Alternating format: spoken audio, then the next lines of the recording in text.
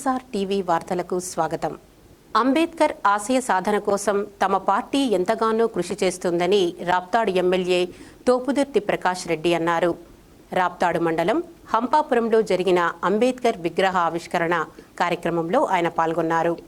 ఈ సందర్భంగా ఆయన మాట్లాడుతూ మహిళలు ఆర్థికంగా అభివృద్ధి చెందినప్పుడే సమాజం అభివృద్ధి చెందుతుందని అంబేద్కర్ చెప్పిన విషయాన్ని గుర్తు చేశారు.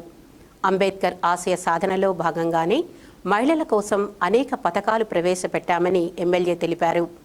అదేవిధంగా రాప్తాడు నియోజకవర్గంలో 10,000 మంది మహిళలకు స్వయం ఉపాధి కల్పించేందుకు ప్రణాళిక సిద్ధం చేశామని ఎమ్మెల్యే పేర్కొన్నారు. తమ ప్రభుత్వం బడుగు బలహీన వర్గాలతో పాటు మైనార్టీల సంక్షేమానికి పెద్దపీట వేస్తోందన్నారు.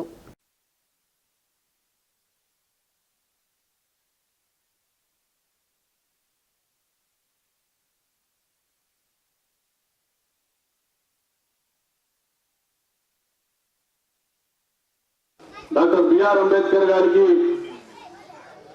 డాక్టర్ వైఎస్ రాజశేఖర రెడ్డి గారికి, మన ప్రియతమ ముఖ్యమంత్రి జగన్మోహన్ రెడ్డి గారికి సారూప్యత గురించి మాట్లాడాలంటే డాక్టర్ బిఆర్ అంబేద్కర్ గారు ఒక మాట అన్నారు.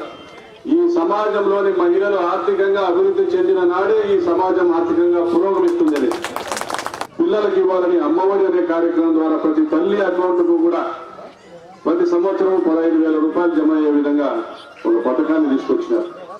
ఫీజు రియంబర్స్మెంట్ డబ్బులు ఏదైతే రాజశేఖర రెడ్డి గారు ఫీజు రియంబర్స్మెంట్ డబ్బులు ఇచ్చేసి పిల్లల్ని చదివించినారో, ఉన్నత విద్యలు చదివించినారో, దాన్ని ఇంకొక ముందుకు అడిగేసి మన ముఖ్యమంత్రి గారు ఆ డబ్బు కూడా తల్లి ఖాతాలోకి జమ చేస్తే కుటుంబం నడిపేది మహిళ కాబట్టి ఆ తల్లి ద్వారా ఆ పిల్లలకు చదువులకు డబ్బులు ఖర్చు పెట్టాలా, ఆ విధంగా ఆ తల్లి ద్వారా ఆ పిల్లలకు వెలగట్టలేని ఒక ఆస్తిని విద్యను సంపాదించి పెట్టాలనేసి భావించిన వ్యక్తి మన జగన్మోహన్ రెడ్డి గారు.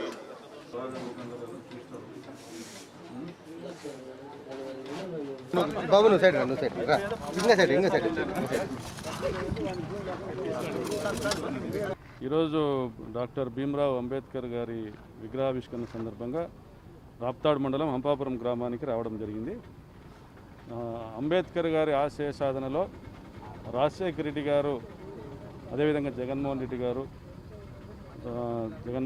అడుగుజాడల్లో నేను స్థానిక శాసనసభ్యుడిగా మా పార్టీ కార్యకర్తలందరూ కూడా నడుస్తూ ఉన్నాము. ఎందుకంటే అంబేద్కర్ గారు మహిళలు ఆర్థికంగా పురోగమాభివృద్ధి సాధించినప్పుడే ఈ సమాజం అభివృద్ధి సాధించినట్లనేసి ఆయన చెప్పడం జరిగింది. మహిళల్ని లక్షాధికారులు చేయాలన్న కలగన్నది రాజశేఖర రెడ్డి గారు. ఈరోజు అన్ని పథకాలను కూడా మహిళలను లబ్ధిదారులుగా పెట్టి 30 లక్షల ఇళ్ల పట్టాలు కావచ్చు, 30 లక్షల ఇల్లు కావచ్చు, అమ్మఒడి కావచ్చు, ఫీజు రియంబర్స్మెంట్ కావచ్చు, ఆసరా కావచ్చు, భరోసా కావచ్చు, చేయూత కావచ్చు, అన్నీ కూడా సున్నా వడ్డీ కావచ్చు, అన్నీ కూడా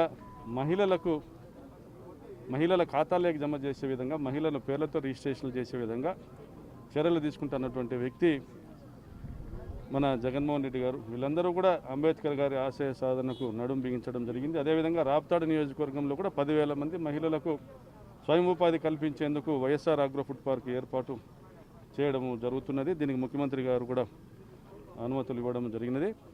సో ఆ విధంగా ఈరోజు మా వైఎస్ఆర్ పార్టీ మొత్తం కూడా దళిత, గిరిజన, బడుగు, బలహీన, మైనారిటీ వర్గాల ప్రజలకు అండదండగా నిలబడుతూ ముఖ్యమంత్రి గారు అడుగుజాడల్లో నడుస్తున్నామని మరొకసారి నాయకులందరూ కూడా, వక్తలందరూ కూడా పునరుద్ఘాటించడం జరిగింది. అదేవిధంగా ఇక్కడ వైఎస్ఆర్ కాలనీ ఏదైతే ఏర్పాటు చేయబడబోతుందో దాదాపుగా 86 మంది మహిళలకి ఇళ్ల పట్టాలు ఇచ్చే కార్యక్రమం. సో ఇక్కడ మొక్కలు నాటి ఇళ్ల పట్టాలు ఇచ్చే కార్యక్రమాన్ని కూడా దీనికి కూడా శ్రీకారం చేయడం జరిగింది. అనంతపురం నగరంలోని పాత ఊరులో జరుగుతున్న 4-వే పనులను ఎమ్మెల్యే అనంత వెంకట్రామరెడ్డి పరిశీలించారు. అనుకున్న సమయానికి పనులు పూర్తి చేయాలని కాంట్రాక్టర్కు సూచించారు. అదేవిధంగా పాదాచారులకు ఇబ్బందులు కలగకుండా ఫుట్పాత్ నిర్మాణం చేపట్టాలని సూచించారు. త్వరలోనే నగరాన్ని సుందరంగా తీర్చిదిద్దుతామని, అందులో భాగంగా ఇప్పటికే 80 కోట్ల రూపాయలతో అభివృద్ధి పనులు చేపట్టామని ఎమ్మెల్యే తెలిపారు.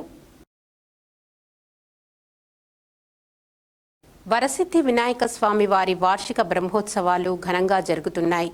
బ్రహ్మోత్సవాలలో భాగంగా నేడు ధ్వజారోహణ కార్యక్రమం శాస్త్రోక్తంగా నిర్వహించారు. ముందుగా ధ్వజస్తంభంపై ఉన్న మూషిక పటానికి ప్రత్యేక పూజలు చేసి ధూపదీప నైవేద్యాలు సమర్పించారు.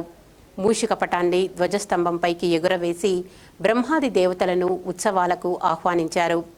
అనంతరం ధ్వజస్తంభంపై ఉన్న స్వామివారి పటానికి అభిషేకం చేసి ప్రత్యేక పూజలను నిర్వహించారు. ఈ కార్యక్రమంలో ఎమ్మెల్యే ఎంఎస్ బాబుతో పాటు ఆలయ ఈవో అధికారులు పాల్గొన్నారు.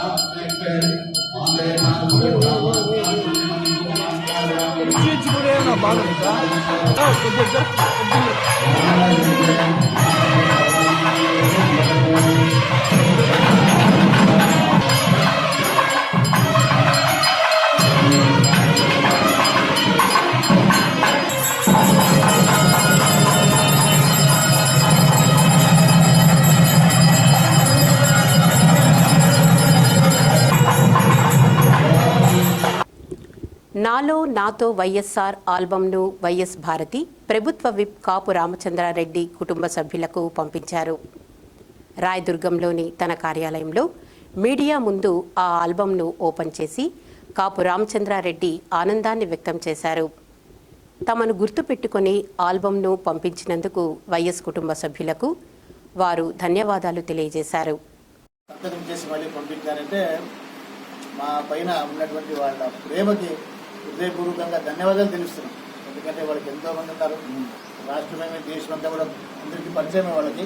అయినా మమ్మల్ని గుర్తుపెట్టుకొని వాళ్ళ స్వహస్తాలతో దానిపైన సంతకం చేసి మాకు పంపిస్తారంటే ఆ ప్రేమాభిమానాలకి నిజంగా ఆ కుటుంబానికి ఇంత ముడిపడి ఉన్నామని చెప్తాను.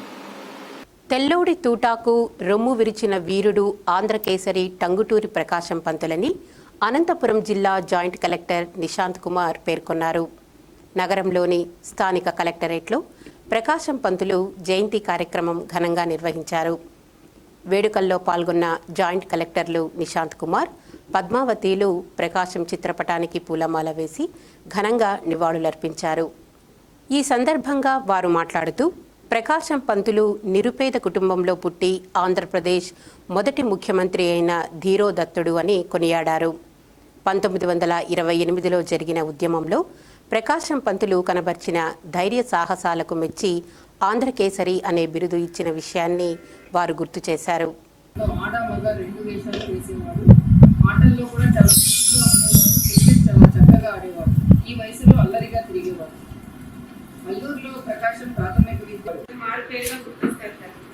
చిన్నప్పటి నుంచి మనం చదువుకునేదే కదా, ఆంధ్రకేసరి సింహం లాంటి వారు చెప్పారు. అంత ధైర్యంగా బ్రిటిష్ వాళ్ళకు వ్యతిరేకంగా సైమన్ కమిషన్ వచ్చినప్పుడు ఎదురొడ్డి నిలబడ్డాడు. చాలా ధైర్యంగా తను చేయాలనుకున్న పని చేశారు.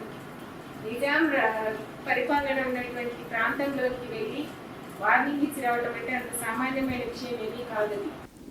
సిపిఎం జాతీయ పార్టీ పిలుపు మేరకు అనంతపురం జిల్లా వ్యాప్తంగా ఆ పార్టీ శ్రేణులు నిరసనలతో కదం తొక్కారు. కేంద్ర ప్రభుత్వ విధానాలను వ్యతిరేకిస్తూ ఈ నెల 20 నుంచి 26 వరకు నిరసన కార్యక్రమాలు చేపట్టారు. అందులో భాగంగా జిల్లా వ్యాప్తంగా పార్టీ శ్రేణులు నిరసన తెలిపారు. నిరసనలో పాల్గొన్న ఓబుల కొండారెడ్డి మాట్లాడుతూ కరోనా నేపథ్యంలో ప్రభుత్వం అన్ని కుటుంబాలకు 7,500 రూపాయలు అందించాలన్నారు. ప్రభుత్వ రంగ సంస్థల ప్రైవేటీకరణ ఆపాలని, అదేవిధంగా నిరుద్యోగులకు నిరుద్యోగ భృతి ఇవ్వాలని వారు డిమాండ్ చేశారు. దేశవ్యాప్తంగా ఈ నెల 20వ తారీఖు నుంచి 26వ తారీఖు వరకు నిరసన కార్యక్రమాలకు పిలిపించింది. అందులో భాగంగానే అనంతపూర్లో నడివంక సెంటర్లో ఈ నిరసన కార్యక్రమం చేస్తున్నాం. ప్రధానంగా ఈరోజు కేంద్ర రాష్ట్ర ప్రభుత్వాలు ఈరోజు కరోనా సమయంలో ప్రజలను ఆదుకోవడంలో పూర్తిగా విఫలమయ్యారు.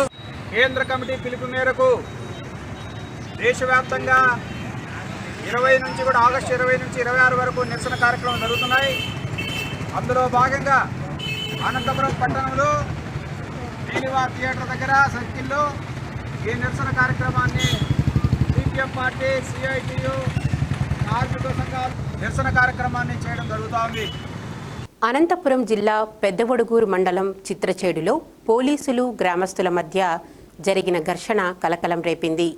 నల్లయ్య అనే వ్యక్తి మరో 2 ద్విచక్ర వాహనంలో వస్తుండగా పోలీసులు తనిఖీలు నిర్వహించారు.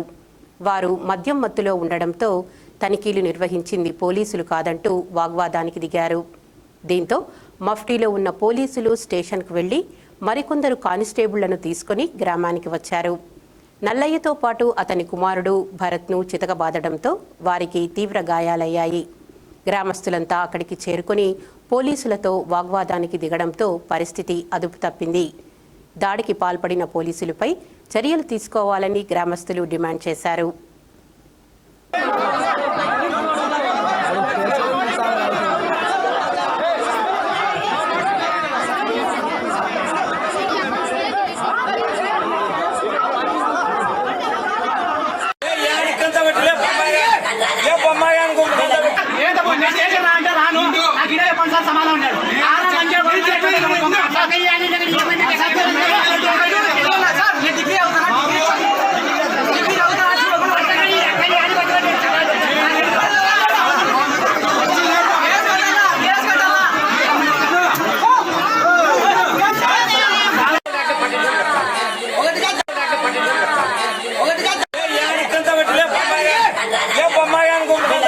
రాయదుర్గం పట్టణంలోని ప్రభుత్వ ఆసుపత్రిలో కోవిడ్ నమూనాల సేకరణ కార్యక్రమం కొనసాగుతుంది.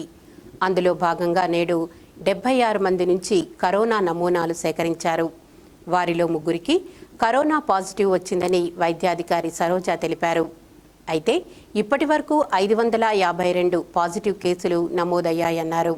ప్రజలందరూ విధిగా మాస్కులు ధరించి సామాజిక దూరం పాటించాలని ఆమె విజ్ఞప్తి చేశారు. శాంపిల్స్ ని కలెక్ట్ చేయడం జరిగింది. వీటిలో 14 వచ్చేసి ర్యాపిడ్ టెస్ట్లు, 62 వచ్చేసి VTMs ని చేస్తున్నాము. ఈ రిపోర్ట్స్ రేపు 24 అవర్స్ అంటే రేపు ఈవినింగ్ అంతా రిపోర్ట్ వస్తుంది. మొత్తం ప్రస్తుతం వచ్చేసి ఇప్పుడు 552 కేసులు ఉన్నాయి. ఇంకా ఈ రోజు తీస్తాం కాబట్టి రేపు ఎన్ని కేసులు వస్తాయో మేము చెప్పలేము.